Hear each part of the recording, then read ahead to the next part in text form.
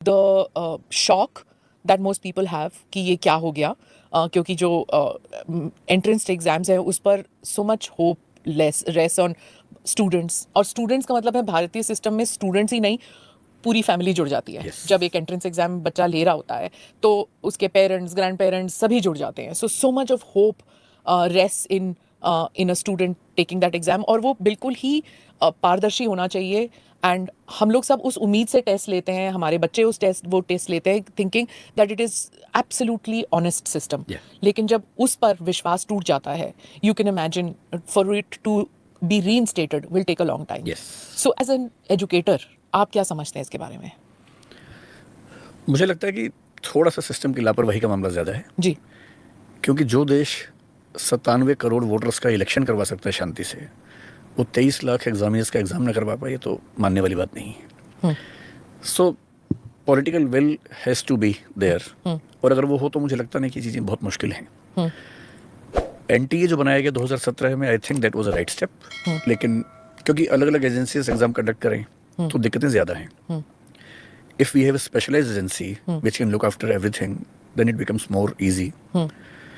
लेकिन एनटीए को या तो उतना सपोर्ट मिला नहीं है, या एनटीए के अंदर करप्शन होता है। मैं जानता नहीं एनटीए के अंदर क्या सिचुएशन है, बट मेरा ख्याल है कि एनटीए का स्ट्रक्चर ऐसा हो जिसमें कुछ सिविल सर्वेंट्स डेप्यूटेशन पे हों, जिनमें से कुछ पुलिस के लोग भी हों, कुछ आईबी के लोग भी हों, बेशक एक या दो ही हों, और वो भारत में होने वाले किसी भी एग्ज़ाम को, जो एनटीए को दिए गए हैं अभी काफ़ी सारे एग्ज़ाम्स हैं, उन सब एग्ज़ाम्स की तैयारी उसी सीरियसनेस से करें जैसे इलेक्शंस की होती हैं, तो विश्वास टूटेगा नहीं किसी का। और ये बात सही है कि इतनी सारी फैमिलीज़ का भविष्य और विश्वास दांव पे है, तो हमें केयरफुल होना चाहिए। I think this is more about carelessness on the part of the government और the NTA, and less about infrastructural hurdles. अगर suppose you were heading NTA, तो आप क्या करेक्शंस कहते हैं? जैसे 5 पॉइंट्स दे दीजिए that I would do this this this whatever, अगर 5 या 3 या जो भी आप समझे। देखिए, अभी जो एग्ज़ाम हुआ एनटीए का, उसमें 3 इश्यूज सामने आए हैं, कम से कम 3 इश्यूज। एक झज्जर हरियाणा में आया, जहां ये दिखता है कि एग्जामिनेशन सेंटर के लोगों ने दोनों पेपर सेट्स को बैंक से निकलवा के टाइम प्रॉब्लम क्रिएट की, टाइम लेट हुआ, ग्रेस मार्क्स मिले। So this is one thing. दूसरा गोधरा में दिखा, जहां बच्चों ने पेपर लीक नहीं हुआ, पेपर बच्चों को सही मिला। उनको बताया गया कि आप कैमरे के सामने एक्टिंग करते रहो, क्या पेपर दे रहे हो, क्योंकि सीसीटीवी भी इस बार इंस्टॉल हुए थे। बच्चों से पेपर लेने के बाद पेपर सारे चेंज किए गए, जिसमें स्कूल की मैनेजमेंट पूरी तरह से शामिल थे। तीसरा केस बिहार में दिखता है, नालंदा में, प्राइमरीली झारखंड में भी, जहाँ पेपर लीक हुआ और एक प्रोफेसर शायद वहाँ पर इन्वॉल्व है। अगर इन सारे इश्यूज़ को टैकल करना है, एक तरीका तो ये कि हम कंप्यूटर बेस्ड टेस्ट पे जाएं, लेकिन उसकी अपनी दिक्कतें हैं, क्योंकि नेट कनेक्टेड होने से हैक करना आसान हो जाता है। तो मैं फ़िलहाल पेपर पेन एग्ज़ाम के फेवर में हूँ, जब तक हम इंटरनेट पर वैसा मैनेज ना कर लें। क्योंकि एक रशियन एंटिटी भी शामिल हुई जिसने हैक किया बहुत सारी चीज़ों को, ये भी सुनने में आ रहा है। तो हैकिंग बड़ा रिस्क है फ़िलहाल, तो हम पेपर पेन पे अगर बात करें, अगर मैं होता एनटीए में, और अगर सरकार मुझे पूरी अथॉरिटी देती, पावर्स देती, क्योंकि ये भी है ना कि एनटीए का चीफ कर सकता भी है या नहीं, मुझे नहीं पता अभी फ़िलहाल। अभी हर क्वेश्चन पेपर के 2 सेट्स होते हैं। 2 सेट का मतलब है कि एक पेपर है, वो नहीं तो फिर बैकअप में पेपर होता है। मैं शायद बैकअप में 1 से ज़्यादा पेपर रखता, 3-4 सेट हम कम से कम कर सकते हैं।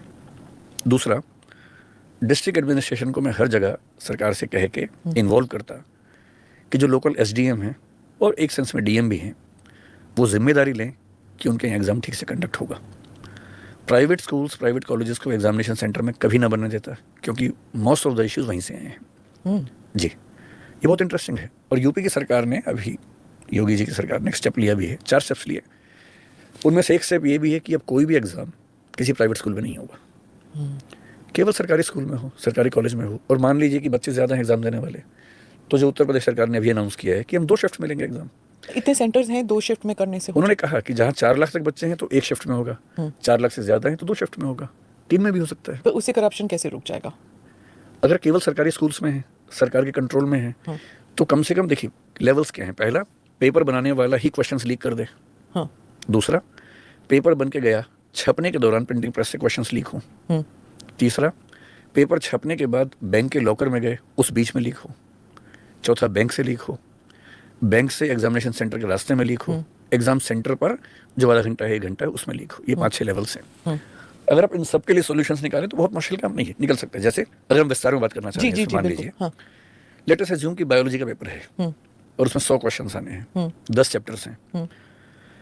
हम 10 पेपर सेटर से ये कहें कि आपको इस यूनिट से 10 क्वेश्चंस बनाने हैं, हम हर यूनिट के क्वेश्चंस तय कर दें कि 10-10 क्वेश्चन हर यूनिट से आएंगे। हम हर यूनिट पे 10 के बदले 100 क्वेश्चंस बनवाएं। डिफिकल्टी लेवल तय हो, जो 4 या 5 लेवल्स हो सकते हैं, very difficult, difficult, average, easy, very easy. फिर हमारे अपने सिस्टम में जैसे एनटीए में बायोलॉजी का डिपार्टमेंट एक हो, उन सारे क्वेश्चंस को मिक्स करके उससे 10 सेट बनाने हैं, ये काम वो करें। Even the examiner should not know, even the paper setter should not know which questions will be there in the question paper. Okay. 10 set बन गए। उन 10 में से हमने 5 सेट प्रिंट करवाए, ये नेक्स्ट लेवल पर डिसाइड होना चाहिए। ठीक, अब 5 सेट जो प्रिंट हुए, 5 हर सेंटर में जाएंगे, अलग अलग बैंकों में जाएंगे। अभी भी ऐसा होता है, एसबीआई और केनरा में जाता है। तो हर जिले में 5 अलग अलग बैंक में अलग अलग सेट के पेपर्स होने चाहिए। ये जो भेजने का प्रोसेस है, इसमें क्यों नहीं हम सेंट्रल एजेंसीज को इन्वॉल्व कर सकते हैं? अभी कैसे होते हैं? अभी थोड़ा सा रैंडम है, जहाँ तक मैं जानता हूँ। I am not very sure about it. हाँ, सीआईएसएफ जैसी एजेंसी को ये काम क्यों नहीं दे सकते हम? हाँ, देना चाहिए। shouldn't be difficult। हाँ, अगर जब एसबीआई इन्वॉल्व हो सकता है, इलेक्टोरल रोल्स जा सकते थे पहले, तो ये भी जा सकते हैं। जब बैंक इन्वॉल्व है तो ये भी हो सकते हैं। अभी क्या है कि प्राइवेट सेंटर जानबूझ के शहर से बहुत दूर बनाए जाते हैं ताकि चीटिंग हो सके। आप प्राइवेट सेंटर्स खत्म कर दीजिए। मान लीजिए 23 लाख बच्चे हैं, देश भर में हैं, केवल उत्तर प्रदेश में अगर देखें तो वो एकदम कंफर्टेबल है कि 8 लाख बच्चों का एग्जाम हम दिन में 2 बार में करवा सकते हैं। हम ऐसा क्यों नहीं कर सकते कि एक संडे के दिन 3 शिफ्ट में देश भर में एग्जाम चल रहा है, 3 पेपर्स हैं, और उन 3 पेपर्स में स्किलिंग हम कर सकते हैं आराम से। एक पक्ष इसमें यह भी है कि ऐसा एक्ट होना चाहिए कि हम पनिशमेंट दे सकें, क्योंकि जो लोग इसमें एक्यूज हैं वो कई साल से ये काम कर रहे हैं। जैसे नालंदा में जो घटना घटी, कोई मिस्टर मुखिया है, वो 2017 में भी इन्वॉल्व थे एक पेपर लीक में। ऐसे कई इंसिडेंट्स हैं। तो जो लोग ये काम कर रहे हैं वो कई साल से कर रहे हैं, और ये हैं। लोगों को पता था, इसीलिए उन्हीं कोचिंग सेंटर्स में जाते हैं, उन्हीं स्कूल्स में, जैसे गोदरा वाला जो केस आपने बताया, वो सारे बच्चे वहां पर दे वांट एडमिशन, उसी स्कूल में चाहिए। एडमिशन नहीं, इतना ही नहीं, दूसरे स्टेट्स के बच्चे स्टेट्स के बच्चे। हाँ, क्यों ऐसे हो रहा है? तो जब पता था, the corruption went on for so long silently, तो कितने सारे कल्पेबल लोग हैं इसमें। हाँ, सो इट्स वेरी डिसहार्टनिंग कि अब निकला है, पर ये काफी साल से चल रहा था। इस पैमाने पे शायद ना रहा हो, लेकिन चल तो रही है। अगर आप लिस्ट देखें पिछले 10 साल में, हाँ, हर स्टेट में ऐसा हुआ है। इवन तमिलनाडु में हुआ है, महाराष्ट्र में हुआ है, मध्य प्रदेश में हुआ है, उत्तर प्रदेश में कितनी बार हुआ है। कांस्टेबल का एग्जाम उत्तर प्रदेश में हुआ, उत्तर प्रदेश पीसीएस का हुआ, राजस्थान में रीट का एग्जाम हुआ, कांस्टेबल का एग्जाम हुआ, कितने एग्जाम्स लिए। अच्छा, इंटरनेशनली कैसे होता है? जैसे एसएटी के एग्जाम्स लेते हैं लोग, तो वहां पे तो इट्स डन। जहाँ तक मैं जानता हूँ एसएटी का एग्जाम ऑनलाइन होता है, और उनके सिस्टम्स हमसे बहुत स्ट्रांग है, but I am not sure about it, क्योंकि मैंने स्टडी किया नहीं उस चीज़। और ये जो यूपीएससी के एग्जाम्स होते हैं, यूपीएससी अभी तक काफ़ी अच्छा इंस्टीट्यूशन इस मामले में। हाँ, उसका एक रीज़न ये है कि पूरे देश भर में एग्जामिनीज काफ़ी कम होते हैं इसमें। जैसे यूपीएससी का फॉर्म भरने वाले लोग 12 लाख के आसपास होते हैं हर साल, आईएएस की बात अगर मैं करूँ, पर एग्जाम देने वाले 5 लाख के आसपास होते हैं। सो हैंडलिंग 12 लाख कैंडिडेट्स और 5 lakh candidates in the country is not that tough. एक ही शिफ्ट में हो जाता है, unlike NEET and the others. इन सब में ज़्यादा शिफ्ट होती हैं, और जो स्टेट लेवल होते हैं, तो जैसे कांस्टेबल का एग्जाम है, उसमें करीब 50 लाख लोग फॉर्म भर देते हैं। हाँ, एक स्टेट में, यूपी में कैसे करेंगे? तो कई दिन एग्जाम चलेगा। या तो पूरा सिस्टम ओवरऑल करने की जरूरत है एट वन गो। मेरे ख्याल से जैसे एक देश एक चुनाव, एक देश एक एक्स, एक देश एक वही हो रहा है, तो ऐसे एक देश एक एजेंसी भी तो हो जो सारे सेंट्रल एग्जाम्स कंडक्ट करे। मेरा अपना ख्याल है कि एनटीए हो या यूपीएससी हो, एक ऐसी बॉडी हो जो एपेक्स बॉडी हो एग्जाम्स के मामले में, उसके अंडर बाकी सब बॉडीज हो। हाँ, इन सब का इंटेलिजेंस सिस्टम, पुलिस सिस्टम बहुत सेंट्रलाइज हो, तो चीज़ें बेहतर होंगी। आप कह रहे हैं सेंट्रलाइज होना चाहिए, बट स्टेट्स इसको रेजिस्ट भी करेंगी। तो स्टेट के अपने एग्जाम से मत कीजिए, उनकी चॉइस हो। If they want will do that. पर अगर एग्जाम सेंट्रल है, जैसे नीट है, हाँ, तो होगा, हर राज्य में होगा। तो इसमें तमिलनाडु की क्या ऑब्जेक्शन है?